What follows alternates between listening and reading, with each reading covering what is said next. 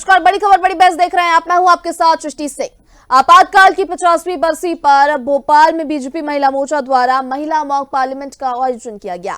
इस आयोजन में ये जो आयोजन था पीपल्स मेडिकल कॉलेज भानपुर के ऑडिटोरियम में हुआ, जिसमें मुख्यमंत्री डॉक्टर मोहन यादव, प्रदेश अध्यक्ष हेमंत खंडेलवाल, पूर्व अध्यक्ष वीडी शर्मा, संगठन महामंत्री तानंद शर्मा, विधायक विश्वास सारंग, कृष्णा गौर और महापौर मालती राय सहित कई महिला सांसद, विधायक और मंत्री शामिल रहीं। सीएम ने आपातकाल को लोकतंत्र की हत्या बताया और महिला नेतृत्व पर सरकार की प्रतिबद्धता दोहराई। रेप मामलों पर सख्त कार्रवाई का जिक्र करते हुए कहा कि अपराधियों को फांसी तक पहुंचाया गया। वीडी शर्मा ने इंदिरा गांधी के आपातकाल निर्णय को संविधान का अपमान बताया और बताया कि कैसे छात्र, पत्रकार और महिलाओं को जेल में डाला गया। इस दौरान दिग्गजों ने क्या कुछ कहा और विपक्ष की क्या प्रतिक्रिया आई, वो आपको सुनवाते हैं। आप सोचिए, वो इंदिरा गांधी जो एक समय महिलाओं का आदर्श बनकर उभरी थी, जिन्होंने 71 का जो चुनाव था वो भारी बहुमत से जीता था। एक जेपी के आंदोलन से, एक जांच के आंदोलन से वो इतनी घबरा गई कि जब राजनारायण के केस में कोर्ट ने उनके खिलाफ निर्णय किया तो उन्होंने इस देश के लोकतंत्र को घुटने तले दबा दिया। उन्होंने इस बाबा साहब का जो संविधान था उसे मिटाने का प्रयास किया और इस देश में जहां सामूहिक नेतृत्व चलता है, इंदिरा गांधी ने एक नारा दिया, इंडिया इज इंदिरा और इंदिरा इज इंडिया, और वहीं से हमारे लोकतंत्र का अपमान शुरू हुआ। इंदिरा गांधी ने उस समय लाखों लोगों को जेल में डाला। देश के नेता प्रतिपक्ष खड़े होकर के संसद में कहते हैं, संविधान की कॉपी हाथ में लेते, लेकिन दुर्भाग्य क्या होता है, कितना झूठ और छल कपट की राजनीति करने वाले लोग हैं, क्योंकि इनका इतिहास वही है। वो जो कॉपी होती है उस कॉपी में केवल ऊपर वो प्रिंटेड होता है, अंदर संविधान नहीं होता है। उसमें चिल्ल होती है केवल ऊपर, जो अपन बना लेते ना, लिख करके तैयार कर लेते ऐसे। यानी इतना भारत के लोकतंत्र में, भारत के उस संविधान के मंदिर के अंदर भी आप फेक और झूठ बोलते हैं। लेकिन आज की जनरेशन पूछना चाहती है कि कांग्रेस के उस नेतृत्व ने उस समय जो लोकतंत्र की हत्या की थी, इस संविधान के अंदर संशोधन अपने स्वार्थ के लिए किसने किया था? 5 साल की पार्लियामेंट 6 साल किसने की थी? ये लोकतंत्र के बारे में, बाबा साहब अंबेडकर के संविधान के बारे में जिस प्रकार की बातें करने का प्रयास जो कांग्रेस का नेतृत्व, पिछले में अभी बता रहा था विश्वास जी को कि 2019 की जब पार्लियामेंट थी जिसमें मैं पहली बार चुन करके गया था खजुराहो से, तब तो कांग्रेस को नेता प्रतिपक्ष बनने का अधिकार ही नहीं था, क्योंकि सच्चाई नहीं थी। नहीं, सच्चे अर्थों में ये पार्लियामेंट के मॉक पार्लियामेंट के माध्यम से हमारी ये जो वैचारिक दृष्टि से कितनी अच्छी परंपरा है। हम अपने देश के अंदर, दुनिया के, आप कभी इसकी कल्पना ये भी करके देखो, ये मॉक पार्लियामेंट सहित हमने आपातकाल का ये दर्द क्यों बता रहे हैं? क्योंकि ये बीज वहीं पड़ा हुआ है, ये वहीं उस घर से ही बात आ रही है। वही एक पीढ़ी, वही दूसरी पीढ़ी, वही तीसरी पीढ़ी, वही चौथी पीढ़ी, एक ही लाइन से जा रहे हैं, एक ही लाइन से आए। सबसे पहले आए तो धारा 370 लगाई, पहली पीढ़ी इंदिरा नेहरू जी के द्वारा लगाया है, जिसमें 40,000 लोगों की, निरपराध लोगों की हत्या जम्मू कश्मीर में। दूसरी पीढ़ी आती है, आपातकाल लगाती है, संविधान में संशोधन, दोनों ने मिलकर के 60 से ज्यादा संशोधन कर दिए, बाद में मिला के 75 संशोधन कर दिए, और बता रहे कि हम तो ये संविधान बचाने की लड़ाई लड़ रहे हैं। भारतीय जनता पार्टी के शासनकाल में दलितों, आदिवासियों, पिछड़ों, कमजोर समाज के लोगों के लिए आपातकाल की स्थिति, उनके साथ कोई अन्याय, अत्याचार, दुराचार हो जाए, मध्य प्रदेश के मुख्यमंत्री तो उस पर कुछ बोलते ही नहीं है। पत्रकार कोई अगर अपनी बात कह दे तो इनके मीडिया प्रभारी तक को धरने पर बैठना पड़ता है, तब जाकर के पत्रकार को न्याय मिलता है। तो ये क्या इमरजेंसी की बात करेंगे? इन्होंने अघोषित इमरजेंसी इस देश में, प्रदेश में लगा करके रखी है और लगातार जनता को दमनकारी नीतियों के द्वारा ये लोग दबाने का काम कर रहे हैं।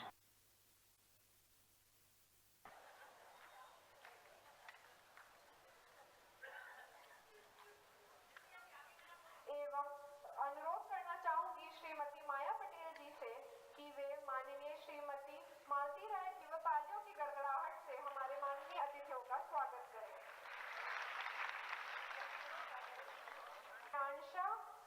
तो बिल्कुल इसी पर आज चर्चा करने वाले हैं हम। हमारे साथ गेस्ट जुड़ गए, पहले एक बार उनसे आपका परिचय करा देते हैं। बीजेपी से हमारे साथ पंकज चतुर्वेदी जुड़े हुए, कांग्रेस से हमारे साथ अंबिका शर्मा जुड़े हुए हैं, वरिष्ठ पत्रकार भानु चौबे जी हमारे साथ जुड़े हुए हैं। सबसे पहले आप तीनों का बहुत स्वागत है इस चर्चा में। चलिए चर्चा को आगे बढ़ाते हैं। पंकज जी, सबसे पहले मैं आपसे जानूंगी, जिस तरह से ये मॉक पार्लियामेंट का आयोजन किया गया था, क्या मैसेज था इस मॉक पार्लियामेंट के द्वारा जो कि भारतीय जनता पार्टी देना चाहती थी, सरकार देना चाहती थी? क्या मैसेज था और क्या कुछ इसका हम सार मान सकते हैं?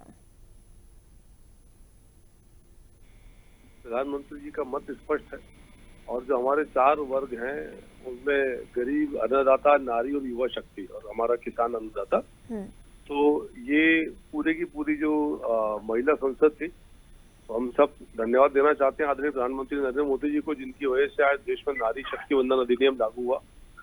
जिस विषय को 65-70 सालों से कांग्रेस ने लटका कर रखा था, उस विषय पर सहमति बनी है। और आने वाले समय में हम जब देखेंगे नई जनगणना के बाद परिसीमन होगा, परिसीमन के बाद जो व्यवस्था बनेगी, उस व्यवस्था में हमारी बहन बेटियों का जो भागीदारी है वो 33% हो जाएगी। इसके अलावा बहन बेटियों के मान सम्मान की ढेर सारी योजनाएं, चाहे उज्ज्वला योजना हो, शौचालय की योजना हो, महिला आवास की योजना हो, मुद्रा योजना हो, विकास की योजना हो, तमाम सारी योजनाओं को हमने केंद्रित किया है माता बहनों के कल्याण के लिए। तो उस सारे के सारे विषय बिंदु पर चर्चा करनी थी और एक बार पुनः आभार देना था प्रधानमंत्री जी का कि उनके नेतृत्व में पिछले 10 वर्षों से 11 वर्षों से ये प्रयास किया जा रहा है कि हमारी जो नारी शक्ति है, जो बहन बेटियां, उनको हम कैसे सबल और सशक्त कर सकें। जी बिल्कुल। अंबिका जी, आप क्या कहेंगे? जिस तरह से मॉक पार्लियामेंट का आयोजन किया गया, आपातकाल को लेकर भी यहाँ पर तमाम बातें कही गई हैं। सृष्टि जी, ये सरकार इवेंट की सरकार है, समय समय पर ढोंग और पाखंड का स्वांग रखती है।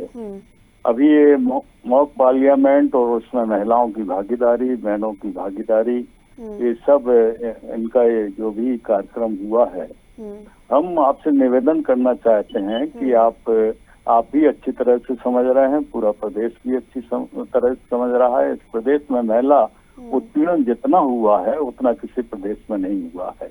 सबसे ज्यादा इस प्रदेश में महिलाओं पर अत्याचार हुए हैं, बच्चियों के साथ दरिंदगी हुई है और ये सरकार इतनी कमजोर सरकार साबित हुई कि उन अपराधियों के खिलाफ कोई कारगर कदम नहीं उठा सकी, कोई प्रभावी कार्रवाई नहीं कर सकी। इसके बावजूद भी इस प्रकार की ये सब बातें करना ये समझ से परे है। केवल और केवल जनता को वर्गलाने का एक काम करते हैं। और रहा सवाल आपातकाल का, तो मैं पहले भी कई बार आपको बता चुका हूं कि जब देश की एकता, अखंडता और सार्वभौमिकता खतरे में पड़ गई, अराजकता का माहौल पूरे देश में बन गया, जगह जगह सरकार की संपत्तियों को तोड़ा जाने लगा, नष्ट किया जाने लगा, लोगों ने कानून अपने हाथ में ले लिया, इस प्रकार से लोगों को गुमराह इन लोगों ने किया। सेना से कहा जाने लगा कि सरकार के आदेश को मत मानो और विद्रोह कर दो। जब ये तमाम परिस्थितियां देश के सामने निर्मित हो गई, तब आपातकाल लगाया और आपातकाल बहुत जरूरी था। राष्ट्रपति फखरुद्दीन अली अहमद ने लगाया क्योंकि देश की सुरक्षा सबसे पहले थी, तो देश की रक्षा के लिए आपातकाल लगाया गया। और हमारे विनोबा भावे जो सर्वोदय नेता थे, उन्होंने ये कहा आपातकाल अनुशासन पर्व है। और उस समय देखा, लोगों ने अनुभव किया कि समय पर रेलगाड़ियां चलने लगी, समय पर लोग ऑफिस जाने लगे। भ्रष्टाचार के बारे में तो लोग सोच नहीं पाते थे, ये तो सरकार आकंठ डूबी हुई है भ्रष्टाचार के दलदल में। तो ये सब परिस्थितियां थी और ये लोग आपातकाल की बात करते हैं। 11 साल से तो 12 साल से अघोषित आपातकाल देश में लगा हुआ है। तो कोई भी विरोधी दल का नेता आवाज उठाता है, इनके खिलाफ बोलता है, तो आज आप लोग आपातकाल का समर्थन कर रहे हैं, लेकिन इसको लेकर देखिए, अगर राहुल गांधी भी माफी मांग चुके हैं और कांग्रेस के ही कुछ दिग्गज हैं जो कि इसको लेकर माफी मांग चुके हैं। देखिए, माफी वो गलती थी, आपातकाल लगाना एक गलती थी, उसको गलती के तौर पर देखा है। राहुल जी ने जो भी कहा है वो राहुल जी की सदा सहता है, राहुल जी के हृदय की विशालता है। लेकिन वास्तविकता जो है वो मैं आपसे निवेदन कर रहा हूँ कि उस समय इन लोगों ने परिस्थितियां ऐसी कर दी थी कि अगर आपातकाल नहीं लगाया जाता तो देश का अस्तित्व खतरे में पड़ जाता। देश को बचाने के लिए आपातकाल लगाया गया। इनमें तो अघोषित आपातकाल है पूरे देश में, 12 साल से। चाहे जिसके खिलाफ ईडी लगा देते हैं, सीबीआई लगा देते हैं, आईटी लगा देते हैं, लेकिन किसी भी भाजपाई के पीछे नहीं लगाते हैं। ये टारगेट करते हैं केवल प्रतिपक्ष को कमजोर करना चाहते हैं, डेमोक्रेसी को खत्म करना चाहते हैं। ये लोग तो हर पल व्यक्ति भोग रहा है अघोषित आपातकाल को। और इस प्रदेश में 22 साल से जंगल राज है, ना कोई कानून व्यवस्था की स्थिति है, ना कोई कहीं नियमों की पालना होती है, ना हर जगह भ्रष्टाचार है। प्रतियोगी परीक्षाओं में जिस प्रकार से अनियमितताएं होती हैं, पूरा युवा वर्ग में जिस प्रकार से निराशा और हताशा है, किसान जिस प्रकार से परेशान हो रहा है, आत्महत्याएं कर रहा है, दर दर भटक रहा है। कोई समाज का ऐसा वर्ग नहीं जो 4 जातियां प्रधानमंत्री ने बताई हैं। प्रधानमंत्री जी की 4 जातियां बहुत परेशान है सरकार के रहते हुए। ये इस प्रकार की दुर्भाग्यपूर्ण परिस्थितियां और ठीक है। एक तरफ पंकज जी ने बताया कि किस तरह से सरकार प्रतिबद्ध है 4 जातियों के लिए, लेकिन आपका कहना है कि 4 जातियां का इन्होंने अपमान किया है और 4 जातियां नाखुश हैं।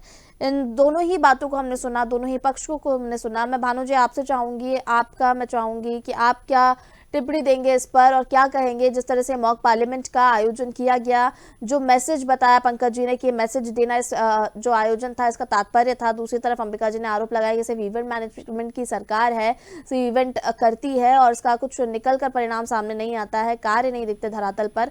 आप कैसे देखते हैं इसे? कृषि आपातकाल की जो बात है या जो मुद्दा है वो उसका जिसके तहत लगाया गया वो संवैधानिक प्रावधान का अस्तित्व नहीं है, खत्म हो चुका। बिल्कुल। वो लगाने वाले नहीं रहे, वो भुगतने वाले नहीं रहे, वो परिस्थितियां नहीं रही, वो मुद्दे खत्म हो गए। आपातकाल अब क्या रहा है कि इतिहास में दर्ज एक शासन की गलती के तौर पे दर्ज अगर है तो है। अब आप उसको अगर फिर से जीवित करना चाहते हैं, फिर से याद दिलाना चाहते हैं, तो इस वक्त ना तो कोई आपातकाल लगा सकता है और ना कोई लगने देगा। बिल्कुल। तो अब वो निरर्थक बात है। अभी मैं निरर्थक कहूंगा तो सब नाराज होंगे मेरे साथी, लेकिन देखिए बात अगर सुशासन की चल रही हो तो फिर बहुत से मुद्दे हैं जो बातें हो रही हैं, अंबिका जी ने की, पंकज भाई ने की। सुशासन की बात तो होनी चाहिए। और आपातकाल को छोड़िए, आपातकाल एक दर्ज हो गई बात। अब हम इतिहास खोद के कोई एक घटना लाए 1857 की और उस पर आंदोलन करें तो न लगाने वाले रहे न सुनने वाले रहे। अब उसका क्या अर्थ है? मैं समझता हूँ एक बड़ी संख्या सृष्टि ऐसी है नेताओं कार्यकर्ताओं की जो आपातकाल के बाद पैदा हुई और आज सक्रिय है, बल्कि आज शीर्ष पे भी है कई लोग तो उसमें। तो उनने तो देखा ही नहीं है कि क्या हुआ था। तो ये अखबारों और किताबों की पढ़ी जानकारी है, ना कोई बताने वाले भी बूढ़े हो गए, हम सभी के 70-75 में आ गए। तो अब वो तो बातें गई गुजरी बातें हैं। अच्छा भानु जी, आपने इसका जिक्र किया ही है तो इस पर मुख्यमंत्री ने भी कहा था, और अगर हम और भी नेताओं की बात करें तो उन्होंने भी कहा है कि देखिए इस पर जो प्रोग्राम हो रहा है, आपातकाल को टारगेट करके जो प्रोग्राम हो रहे हैं वो इसलिए भी है कि जो यंग जनरेशन है उनको पता चले कि किस तरह से वो गलती हुई थी। क्यों याद दिलाना चाहिए? बुरी बात हुई थी देश में, उसको क्यों याद दिलाना चाहिए? हम आजादी का आंदोलन याद दिलाते हैं, एक अच्छा आंदोलन था, एक प्रेरणा का आंदोलन था, एक ताकत का आंदोलन था। तो अच्छी बातें याद दिलाइए, बुरी बातें क्यों याद दिला रहे हैं? दूसरी बात मैं ये कहता हूँ कि सुशासन का एक आंदोलन करिए, बात करिए और उसमें आपातकाल का जिक्र करिए कि सुशासन में भी ऐसी गलतियां शासक करते हैं और शासक निरंकुश न हो इसकी चेतावनी दीजिए कि शासक निरंकुश होंगे तो ये हाल हो जाता है जैसा आपातकाल में हुआ था। तो ये तो समझ में आता है, लॉजिक बात है। और सुशासन की बात में तो बहुत सी बातें हैं। प्रसंगवश मुझे याद आता है सृष्टि के में ये वरिष्ठ लोग मौजूद हैं, मेरे से बड़े हैं, कि वो मंदसौर कांड का क्या हुआ, जो हाईवे का ड्रामा हुआ था, आखिर उसका क्या हुआ? वो सुशासन का ही तो हिस्सा है। बिल्कुल, तमाम ऐसे किस्से हैं भानु जी। एक और चीज, जिस तरह से मॉक पार्लियामेंट का जो आयोजन किया गया, महिलाओं को लेकर ये जो आयोजन था वो हुआ और यहाँ पर सभी महिलाओं को संबोधित भी किया गया, उसको आप कैसे देखते हैं? देखिए, ये महिलाओं की भागीदारी संसदीय विधायिका कार्यक्रम में बड़ी तेजी से बढ़ रही है और मैं समझता हूँ अभी आगे और तेजी से बढ़ेगी, क्योंकि जागरूकता बढ़ रही है, शिक्षा बढ़ रही है और पार्टियां चाहती है कि महिलाएं आगे आए। तो ये तो एक बहुत अच्छा लक्षण है कि हमारी जो आधी आबादी इनर्शिया में थी, निष्क्रिय थी, घरों में कैद थी, वो अब सामने आ रही है। तो काम का वजन थोड़ा कम होगा, बटेगा काम, सबके कंधों पर जिम्मेदारी आएंगी, ये तो अच्छी बात है। और मॉक पार्लियामेंट सिखाने का एक बहुत अच्छा माध्यम है। और इसका राजनीतिक जवाब दूं तो यह है कि मॉक पार्लियामेंट की क्या जरूरत है, आप सच्ची पार्लियामेंट तो नहीं चलाते हैं टाइम से, ये इसका राजनीतिक जवाब हो सकता है। जी ठीक है। पंकज जी, आपसे जानूंगी मैं, भानु जी ने भी कहा तमाम बातें और उसके बाद अंबिका जी ने भी इसका जवाब दिया है। जिस तरह से मॉक पार्लियामेंट का भानु जी ने कहा है कि इस तरह की पहल ठीक है, अच्छी बात है, क्योंकि महिलाओं की जब भागीदारी बढ़ रही है, महिलाओं को सशक्त करने के लिए आप काम कर रहे हैं, वो अच्छी चीज़ है। लेकिन आपातकाल को लेकर आना बार बार, वो कहीं ना कहीं ठीक नहीं है, ऐसा भानु जी का कहना है। आप क्या कहेंगे इस पर? देखिए, विषय तो आज मॉक पार्लियामेंट का है जो हमारी बहनों के लिए हुई है, आपातकाल तो विषय है ही नहीं। लेकिन आपातकाल को लेकर भी उसमें तमाम बातें कही है ना, मुख्यमंत्री ने भी कही है, पूर्व प्रदेश अध्यक्ष वी डी शर्मा ने भी कही है। मैं वही तो आपसे आग्रह कर रहा हूँ कि वो कांग्रेस पार्टी जो संविधान के विषयों की बात, जब ये संसद की बात होगी, पार्लियामेंट से जुड़े विषयों पर बात होगी, संसद की बात होगी तो संविधान की आएगी। संविधान की बात आई तो बाबा साहब अम्बेडकर के विषय आएंगे, और बाबा साहब के विषय आएंगे तो कांग्रेस के बाबा साहब के प्रति की 5 साल आएंगे। ये वही कांग्रेस पार्टी जिसे बाबा साहब को लोकसभा चुनाव हराने का काम किया, ये वही कांग्रेस पार्टी जिसे बाबा साहब की पूरी विचारधारा का जीवन विरोध किया, ये वही कांग्रेस पार्टी है जिसे बाबा साहब को आने से रोका, ये वही कांग्रेस पार्टी जिसने बाबा साहब के निधन के लिए दिल्ली में उपलब्ध नहीं कराई, ये वही कांग्रेस पार्टी जिसने बाबा साहब को नागपुर पहुंचाया और उसके विमान का किराया बाबा साहब की सदैव पत्नी दिया गया, उसके मतलब हुआ तुरंत बाद में। ये वही कांग्रेस पार्टी है जिसने नेहरू जी को भारत रत्न दिया। ठीक है, ये सब चीजें तो ठीक है पंकज जी, लेकिन अगर जो जिस तरह से अभी भानु जी कह रहे थे कि बार बार आपातकाल को, मॉक पार्लियामेंट को लेकर किसी ने कुछ नहीं कहा कि वो जो पहल है वो बहुत अच्छी है, महिलाओं को सशक्त बनाना, महिलाओं को भागीदारी बढ़ाना ये बहुत जरूरी है और दोनों ही दलों को करना चाहिए, तो ये तो पहल बहुत अच्छी है। लेकिन बार बार इस चीज का जिक्र करना कहीं ना कहीं सही नहीं है। और अगर इस तरह का आयोजन हो रहा है और बार बार आपातकाल का जिक्र हो रहा है इसमें, तो क्या ये कांग्रेस पार्टी को टारगेट करने के लिए इवेंट हो रहे हैं या फिर इवेंट सच में महिलाओं को सशक्त बनाने के लिए हो रहे हैं? ये क्वेश्चन भी तो जनता का है। देखिए, सवाल कांग्रेस को टारगेट करने का नहीं है, सवाल उस सच का है जो सबको बताना है। इस देश में हमने संविधान हत्या दिवस की बातचीत करी, भारत के विभाजन की दिवस की बातचीत करी, ये तो पहले दबाने का प्रयास किया था, सबको पता है कि 25-26 जून 75 को देश में संविधान की हत्या करके एक तानाशाह नेत्री की सुख सुविधाओं के लिए जिनको कोर्ट ने कहा था कुर्सी खारिज करो, तो न्याय व्यवस्था भंग कर दी, मौलिक अधिकार खत्म कर दिए, न्यायिक अधिकार खत्म कर दिए, जबरन नसबंदी कराई गई और लोगों के साथ अत्याचार किया गया। ये तमाम चीजें इतिहास के पन्नों पर दर्ज है और आज भी सच है।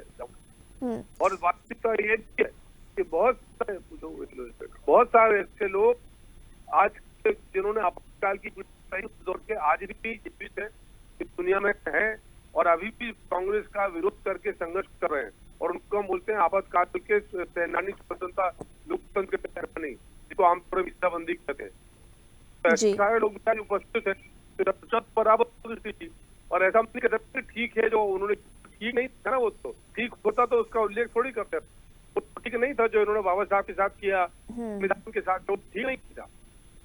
ठीक है, अंबिका जी क्या कहेंगे आप? पंकज जी को सुना आपने। सरस्वती जी, हम पंकज चतुर्वेदी जी का बहुत सम्मान करते हैं, बड़े सीनियर प्रवक्ता हैं और मैं उनकी योग्यता से बहुत प्रभावित हूँ। कभी वो इधर ही हुआ करते थे, कभी इधर ही हुआ करते थे, लेकिन परिस्थितियां कुछ बनी तो अब उधर पहुंच गए। अभी पहले तो हमारे ही परिवार के व्यक्ति थे, लेकिन वो ठीक है, लेकिन अगर आप कह रहे हैं कि उनसे प्रभावित है तो उनकी बातों से भी प्रभावित हुए होंगे आप। नहीं, बातों से विचार तो अलग अलग हो सकते हैं। हमारा निवेदन ये है, वास्तव में अगर पंकज भाई साहब बाबा साहब के प्रति या इनकी पार्टी बाबा साहब के प्रति सम्मान रखती है तो ये खुलकर एक आधिकारिक बयान जारी करा दें कि ग्वालियर में जो प्रतिमा लग रही है वो मुझे लगना पता था आप यही मुद्दा लेकर आएंगे, पर वो कोर्ट का विषय, उसको कोर्ट पे रहने दीजिए ना।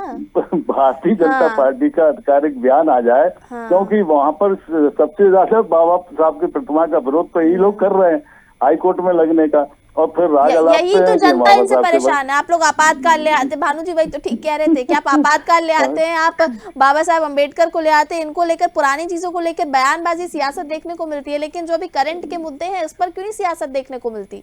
दूसरा ये है कि जो महंगाई है, बेरोजगारी है, कानून व्यवस्था की स्थिति है, और भी तमाम भ्रष्टाचार के मुद्दे हैं, जो मूलभूत मुद्दे हैं, जनता को स्पर्श करते हुए जो मुद्दे हैं उन पर चर्चा होना चाहिए। मॉक पार्लियामेंट का जहाँ तक सवाल है, आप कांग्रेस को टारगेट ना करें। अगर वास्तव में उसका उद्देश्य महिलाओं को सत्ता में भागीदारी करना है, भागीदारी सुनिश्चित करना है, महिलाओं को प्रेरित करना है और सार्वजनिक जीवन में उनको अधिक से अधिक स्थान मिले, अधिक से अधिक अवसर मिले, अगर ये आपका उद्देश्य है, कांग्रेस पार्टी बढ़ा रही है भागीदारी महिलाओं की? जी, कांग्रेस पार्टी बढ़ाएगी महिलाओं की भागीदारी? राजीव गांधी जी ने, सृष्टि जी, सबसे पहले पंचायती राज में महिलाओं की 33% भागीदारी सुनिश्चित की थी। वो राजीव गांधी ने किया था। अभी क्या करेंगे मध्य प्रदेश में? अगर हम बात करें जिला अध्यक्षों की नियुक्ति होनी है, कितने प्रतिशत महिलाएं कांग्रेस मिलेंगी? पार्टी पूरी तरह से खड़ी हुई है, महिलाओं के साथ खड़े हैं। अब देखिए, हम लोग तो बिल्कुल महिलाओं को सबसे ज्यादा मानते हैं, महिलाओं के प्रति हम लोग बहुत वचनबद्ध हैं। आदि शक्ति है हमारे देश की, आदि शक्ति है, और हम लोग तो महिलाओं का जिस प्रकार से सम्मान करते हैं, ये लोग तो कल्पना भी नहीं कर सकते। महिलाओं का संरक्षण भी नहीं कर पा रहे, सरकार में है और अपनी आंखों के सामने महिलाओं का उत्पीड़न देख रहे हैं। ये लोग अगर इस प्रकार की सजग होते, प्रतिबद्ध होते, तो ये तमाम दुर्भाग्यपूर्ण घटनाएं घटित नहीं होती। ठीक है, अब आपने ये मुद्दा उठाया तो पंकज जी इस पर एक छोटा सा कमेंट दे दीजिए, क्योंकि आज ही मुख्यमंत्री डॉक्टर मोहन यादव ने कहा कि महिलाओं को लेकर जो केसेस आगे आ रहे हैं, सामने आ रहे हैं, उन पर हम जीरो टॉलरेंस के तहत काम कर रहे हैं, और इस पर अभी अंबिका जी सवाल उठा रहे हैं कि इतने सारे महिला उत्पीड़न के जो मुद्दे हैं वो लगातार मामले सामने आ रहे हैं। कांग्रेस के महिला सम्मान का उदाहरण संतला मिश्रा जी का प्रकरण जो न्यायालय ने 25-30 साल खोला है, जिसमें छोटे राजा संजय के घेरे में महिलाओं का सम्मान दिग्विजय सिंह जी का टंचमार शब्द, महिलाओं का सम्मान कमलनाथ जी का धमकी, दलित राजनीति को आइटम बोलना, के जितेंद्र पटवारी को दलित महिला राजनीति में रस नजर नहीं आता, ये इनकी स्थिति है। छत्तीसगढ़ में कांग्रेस की एक महिला आरोप लगा कि उसको शराब ऑफर की जाती है पीने के लिए, तो ये तो कांग्रेस की संस्कार संस्कृति महिला सम्मान की। तो बाकी सबने देखा है, तंदूर कहां से लेकर दुनिया भर के किसी उस पर जाना नहीं चाहता, और हम सब जानते हैं कि किस प्रकार का पक्षपात बहन बेटियों के साथ कांग्रेस पार्टी में किया जाता है। कांग्रेस से महिलाओं के नाम पर सम्मान में सोनिया जी, प्रियंका जी, बताइए कौन सी विशेष योग्यता है?